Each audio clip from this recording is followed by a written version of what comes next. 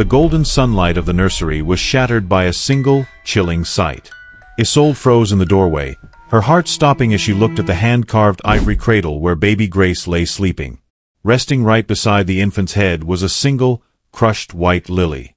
Its petals were bruised and blackened, leaking a dark stain onto the pristine silk sheets. Isolde's breath hitched. A white lily, the exact flower she had been holding the night the mercers threw her into the rain to die. "Rowan!" Her voice was a sharp, terrified plea. Rowan Blackwell was there in a heartbeat, his presence filling the room like a dark shield. He didn't need to ask. His eyes locked onto the crushed flower, and his jaw set into a line of lethal iron. This was the most secure room in the city, guarded by elite shadows and biometric locks. Yet, someone had bypassed it all just to leave a message. The peace they had built was gone. The war wasn't over. It had simply changed shape. As Rowan pulled Isolde and the baby into his arms, his phone buzzed. A message from an unknown number appeared. "The storm is coming back for what it's owed." The morning air in the Blackwell estate was thick with tension, despite the high-tech security systems and the army of guards surrounding the perimeter. Rowan had spent the night in the surveillance room, his eyes fixed on the footage of the nursery, but no one had been seen entering or leaving. It was as if a ghost had walked through the walls.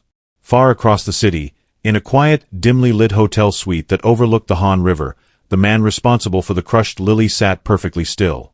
His name was Vane Sterling. He did not look like a gangster or a soldier. He wore a crisp, charcoal suit and glasses that made him look like a university professor or a high-level accountant. He was a fixer, a man hired by the world's most desperate elites to erase their mistakes and dismantle their enemies. He didn't use guns or loud threats. He used information, psychological pressure, and the terrifying ability to be everywhere at once without leaving a single fingerprint behind. Vane placed a small, silver coin on the table and spun it, watching it catch the light. Beside him sat Silas Mercer's mother, her face hidden behind a dark veil. She had spent a fortune to smuggle a message to Vane, begging him to destroy the Blackwells. She didn't just want her son out of prison. She wanted Isolde to feel the same hopelessness she had felt when her family empire crumbled. "The lily was a nice touch, don't you think?" Vane asked, his voice soft and melodic, yet completely devoid of warmth. "It reminds her that she is never truly safe. Fear is a much better weapon than force." "I want them ruined," the Mercer matriarch hissed, her voice trembling with hatred. "I want the girl to lose everything. I want the Blackwell name to be a joke." Vane stopped the spinning coin with one finger. Rowan Blackwell is a man of power, but he is predictable. He protects what he loves. To destroy a man like that, you don't attack his chest. You attack the ground he stands on. He turned to a digital map of Seoul on his laptop, highlighting the Grant-Blackwell Center. "The center is her heart. If we stop the heart, the rest of the body follows." Vane Sterling had spent years dismantling international corporations and silent empires, always staying in the shadows. He was the invisible hand that turned kings into beggars. As he pulled up a file on Isolde's daily schedule, he smiled, a small, chilling expression that never reached his eyes. He wasn't just here to win a war. He was here to perform a surgical strike on the Blackwell's happiness. Back at the estate, Rowan's phone buzzed with a message from Ryu. It was a single line of text. "There is a ghost in the city.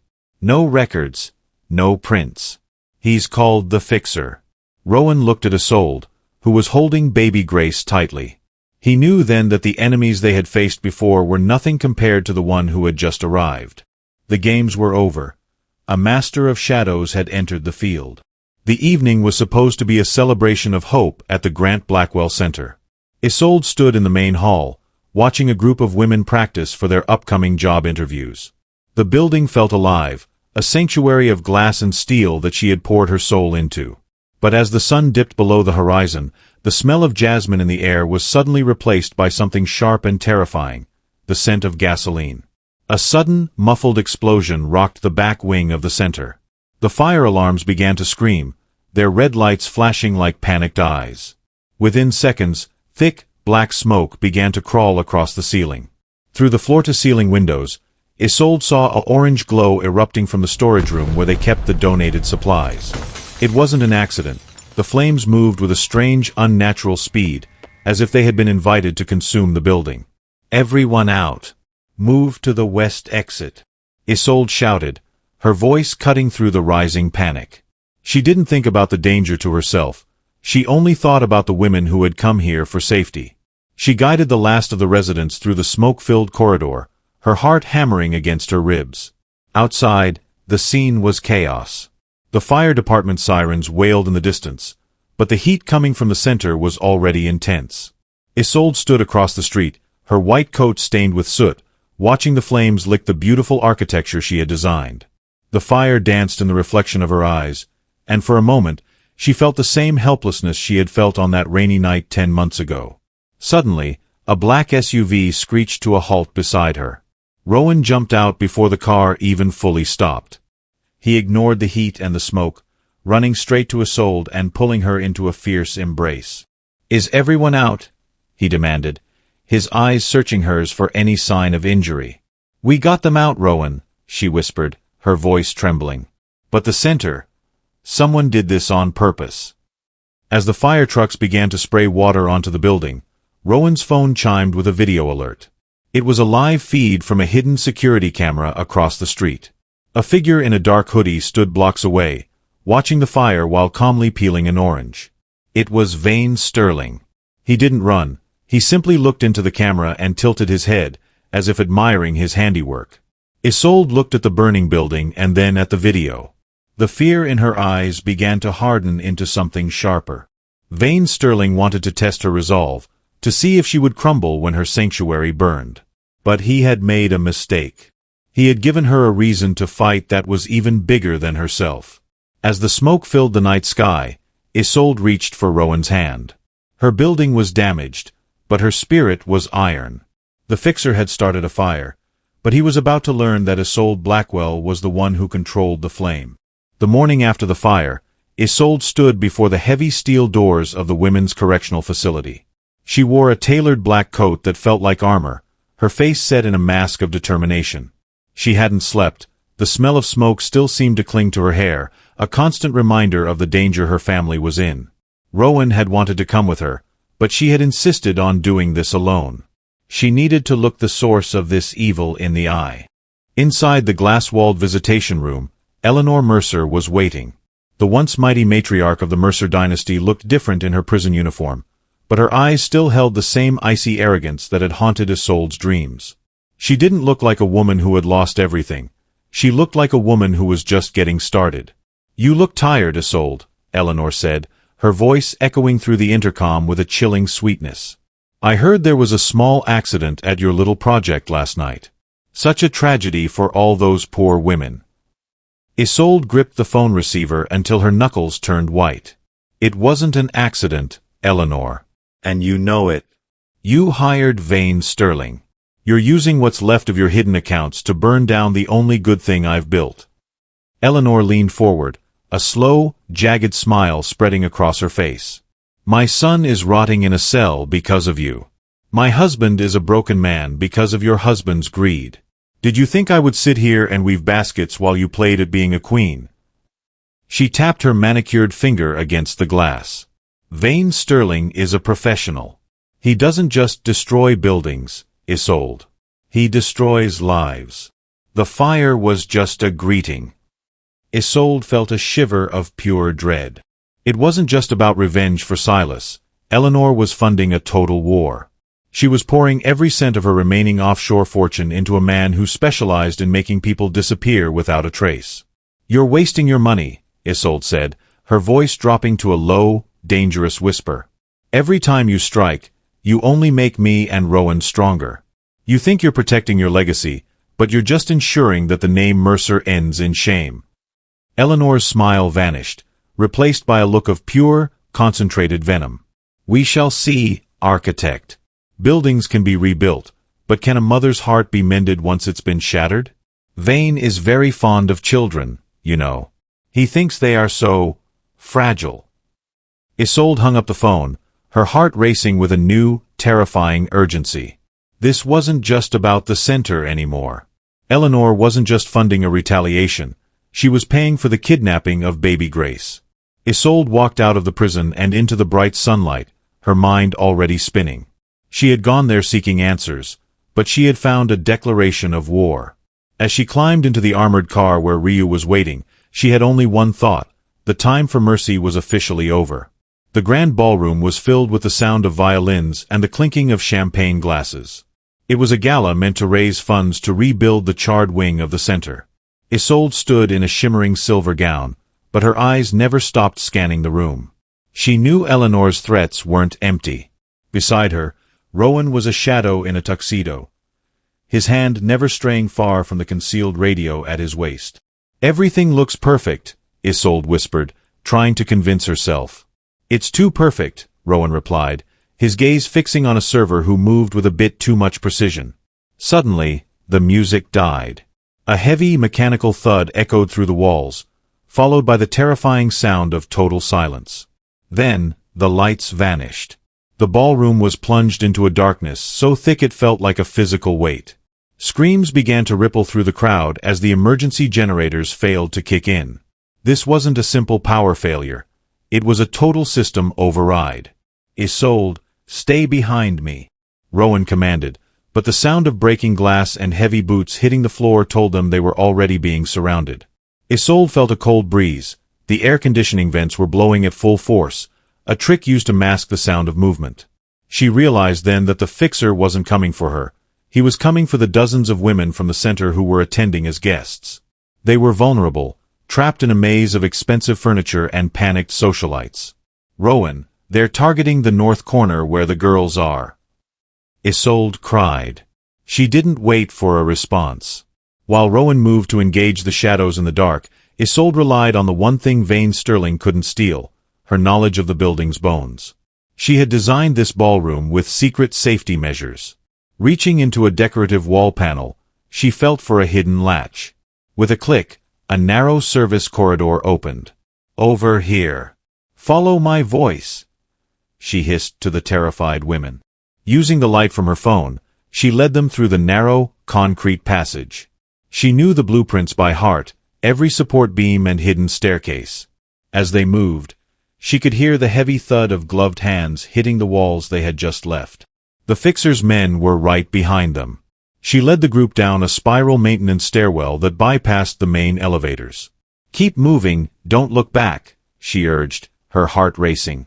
She felt like an architect of a different kind now, an architect of escape. They reached the reinforced basement level just as the sounds of pursuit faded, replaced by the muffled roar of Rowan's security team reclaiming the ballroom. Isolde leaned against the cold brick wall, gasping for air as the women huddled around her. She had saved them, but as she looked at her phone, a new message appeared on the screen. It was a photo of the ivory cradle back at the estate, empty. The blackout gala was a distraction. While she was playing hero in the dark, the real shadow had moved toward home. The silence of the Blackwell estate was more terrifying than the screams at the gala.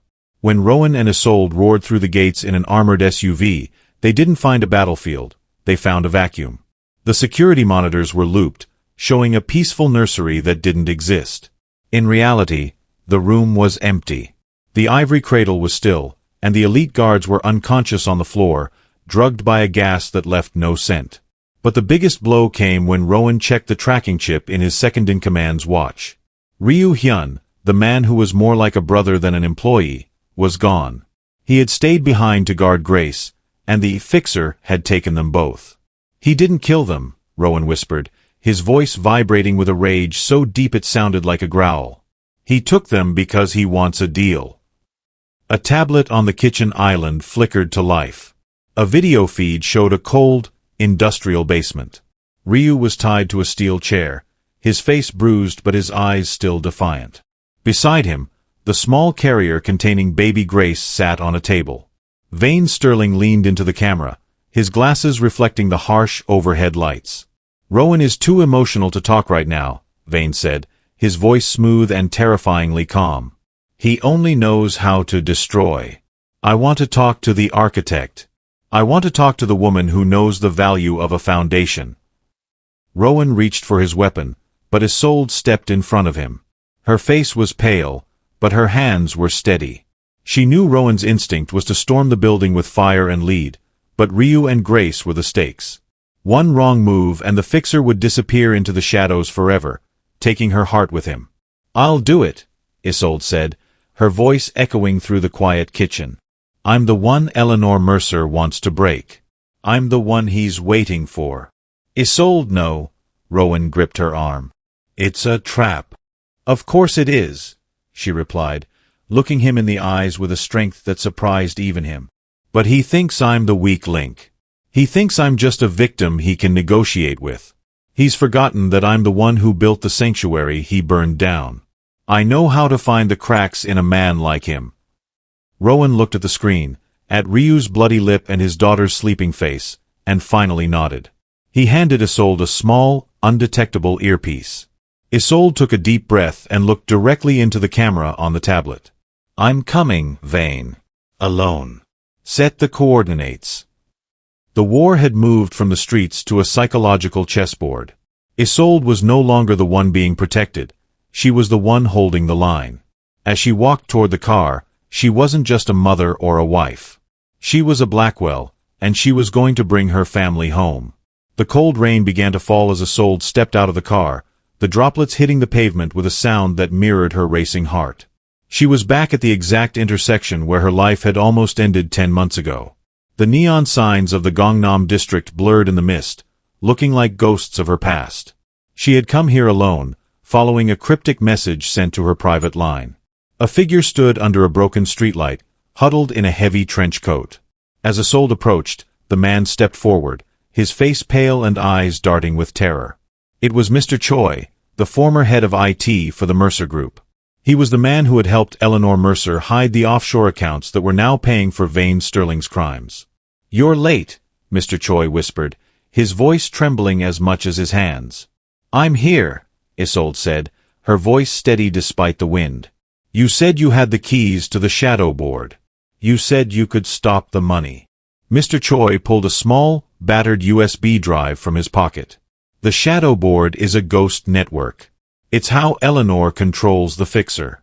Without these encryption keys, Vane Sterling is just a man with a gun. With them, you can freeze his assets in seconds. You can cut off his oxygen." He handed the drive to her, but his grip didn't loosen. "They will kill me for this, Isolde. I did terrible things for the Mercers, but I won't let them hurt a child. That's where I draw the line." Isolde took the drive, feeling the weight of it. It was more than just metal and plastic. It was the weapon she needed to end the war. "Why now, Mr. Choi?" "Because you didn't die that night," he said, looking at the spot on the road where she had once collapsed. "I watched you through the security cameras back then. I saw Rowan Blackwell pick you up.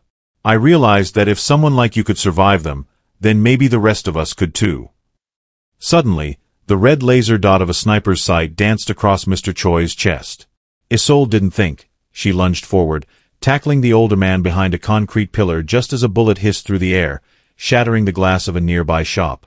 The fixer's men were already there. Isolde clutched the encryption keys to her chest. She was no longer the dying stranger in the rain. She was the woman who held the power to bankrupt a monster.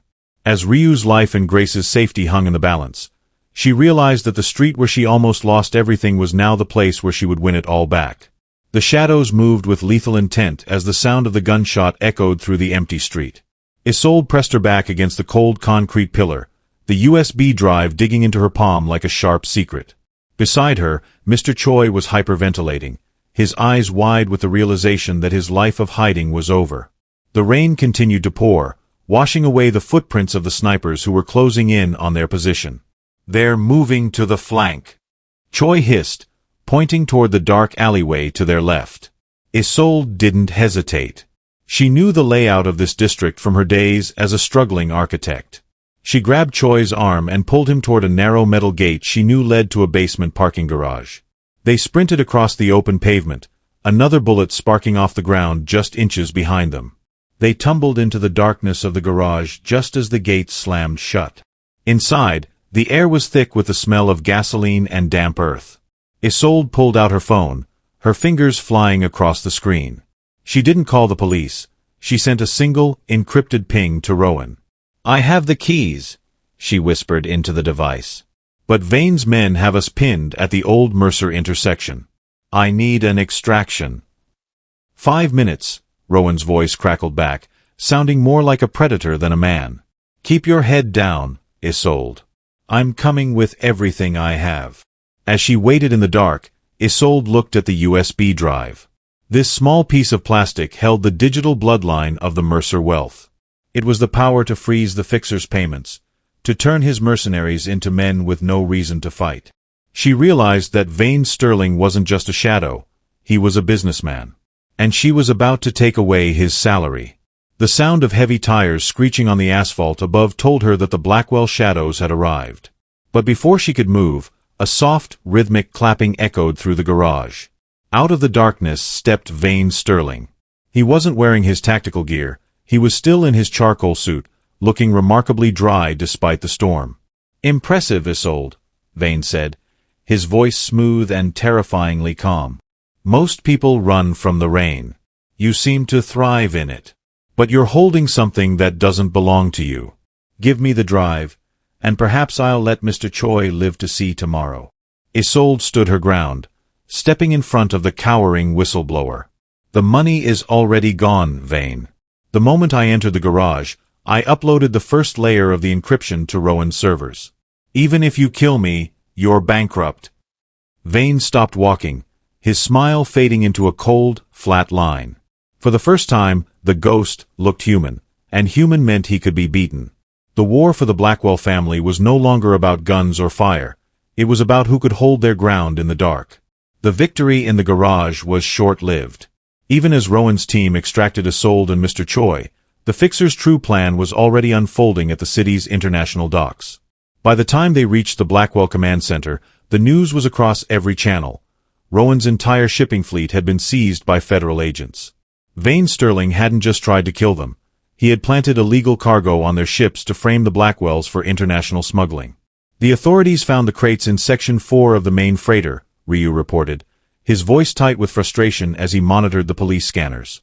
"If those ships stay seized, the Blackwell name is finished by morning. We can't prove we didn't put that cargo there."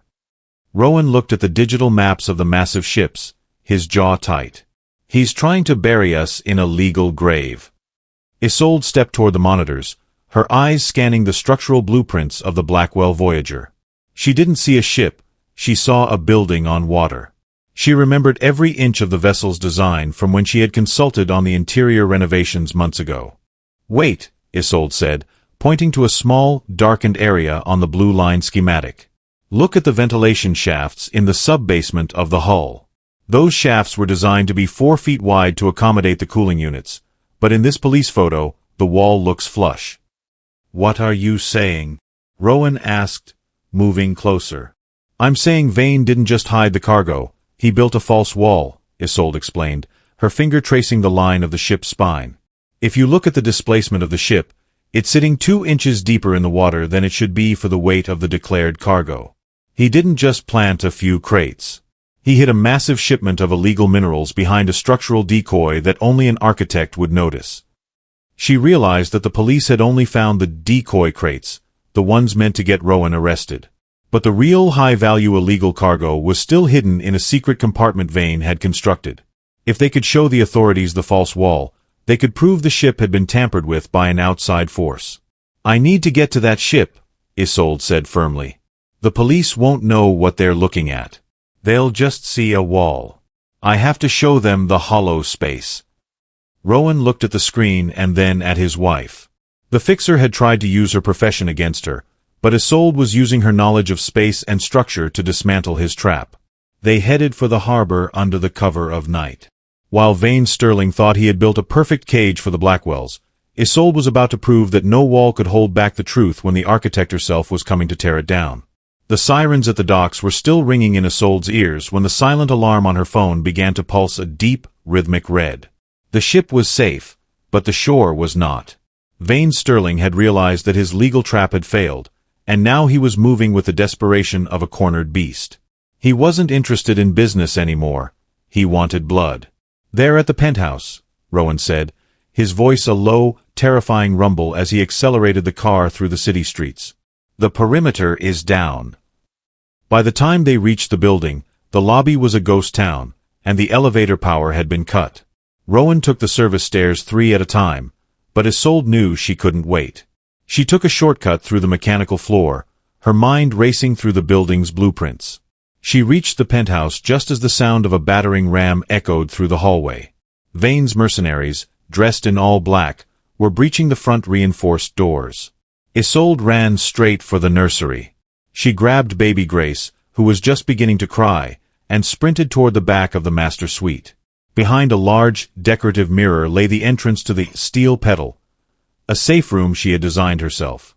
It wasn't just a box of metal, it was a masterpiece of hidden engineering. As she stepped inside and pressed her palm to the scanner, the mirror slid shut and locked with 3 heavy titanium bolts. Outside, she could hear the heavy thud of boots and the muffled shouts of men. "Find the girl! Find the child!" a voice barked. Isolde sat on the floor of the darkened room, clutching Grace to her chest. She watched the wall of monitors inside the safe room. The mercenaries were tearing her home apart, smashing furniture and ripping paintings from the walls. Then, she saw Vane Sterling walk into the frame. He stood in the center of the living room, looking directly at the mirror that hid her. He walked over and tapped the glass with his knuckles. "I know you're in there, Isolde. This room is a marvel of architecture. But even the strongest cage can become a tomb if the air stops flowing." Isolde watched as Vane reached for a control panel near the door. He wasn't going to break in. He was going to use her own systems to lock her in forever. But Isolde smiled through her tears. She had designed the steel pedal with a manual override that didn't exist on any digital map. She wasn't trapped with a monster. The monster was trapped in a house that she owned. As Rowan's shadow appeared on the monitor behind Vane, Isolde knew the siege was about to turn into an ambush. The chaos outside the safe room was deafening, but inside the steel pedal, the silence was absolute. Isolde sat with Grace, the blue light of the monitors reflecting in her eyes. She knew that Rowan was fighting his way through the penthouse, but she also knew that bullets would only stop the men, they wouldn't stop the system that sent them. To truly end the war, she had to destroy the idea that the Mercer name and the shadow board were untouchable. With trembling fingers, Isolde opened the encrypted files from the USB drive she had secured in the rain. She didn't just see numbers, she saw a map of every bribe, every silenced witness, and every fake scandal the shadow board had used to ruin innocent lives.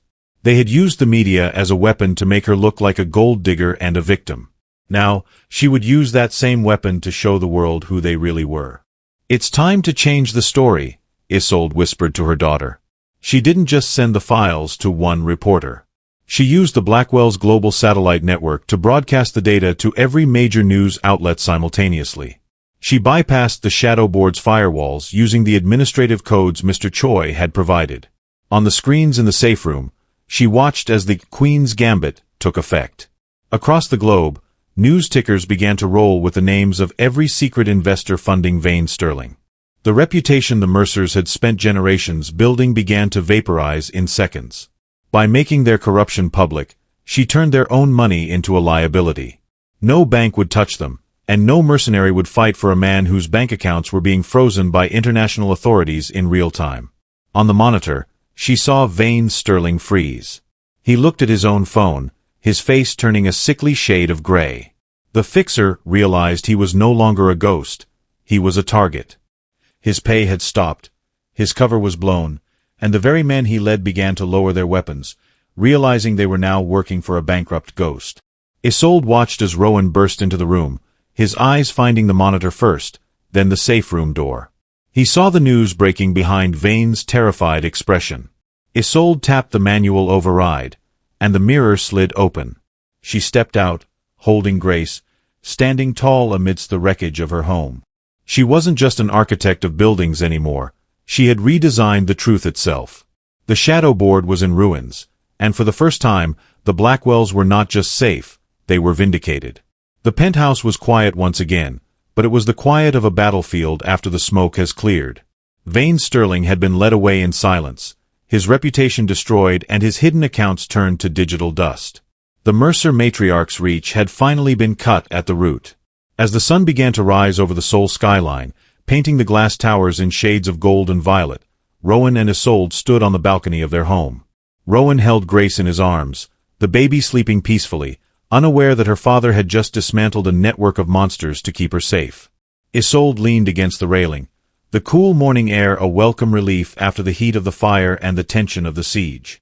She looked down at the city below, a city that now knew her name not as a victim, but as a force of nature. "It's over," Isolde whispered, though her voice held a new, harder edge. "The shadow board is gone. The Mercers are a memory." Rowan turned to her, his dark eyes reflecting the dawn. "It's over for them. But we've learned something, Isolde. Peace isn't something you find. It's something you protect.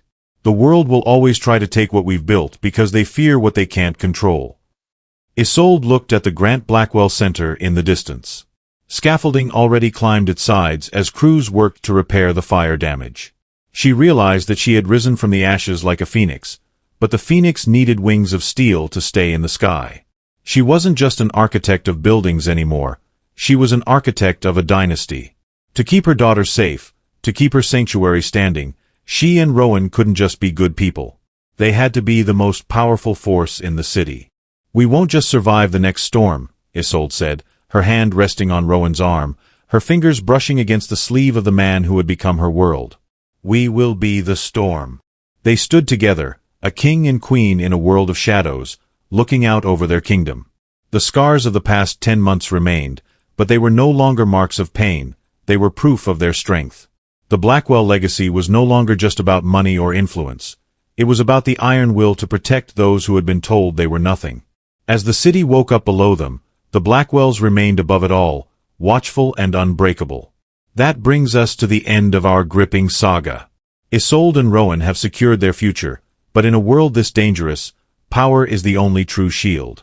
Thank you for following their journey from the rain-soaked streets to the heights of the Blackwell Empire. Another exciting drama is dropping soon at Alfred Mafia Stories. Make sure to subscribe and hit the notification bell so you don't miss the beginning of the next great story. What was your favorite moment of the series? Let us know in the comments below.